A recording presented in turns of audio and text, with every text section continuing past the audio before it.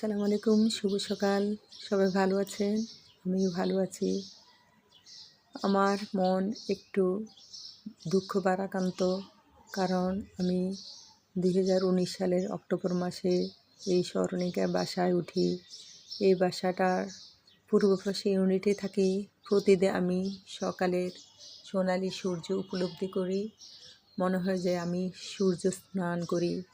আমার যত দুঃখ কষ্ট কালিমা আছে সব ধুয়ে মুছে নিয়ে যায়। আমার যত দুঃখ কষ্ট আছে, মনের যত যাতনা আছে, সব আমি সূর্যের সাথে মোকাবেলা করি।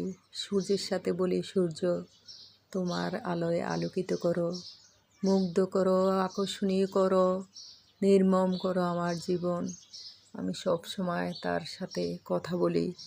কিন্তু দুঃখের বিষয়, আর এই বছরের এপ্রিল মাসে আমার এই স্মরণিকা বাসার শেষ মাস। আমি এই বাসা থেকে ট্রান্সফার হয়ে চলে যাব। এই যে নতুন বিল্ডিং, আলী হোসেনের নতুন বিল্ডিংয়ের 6 তলা, সাথে আছে ইটালি বিল্ডিং। আমি এই বিল্ডিংয়ের সবচেয়ে আকর্ষণীয় দিক হলো এই সুন্দর পরিবেশ, এই যে মনোরম পরিবেশ।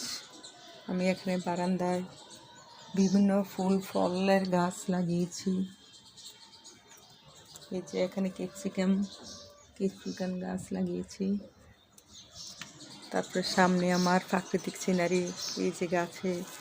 এই বাসাটা স্মরণিকা বাসা, দেলোয়ার জামান কাকার বাসা। অনেক সুন্দর পরিবেশ।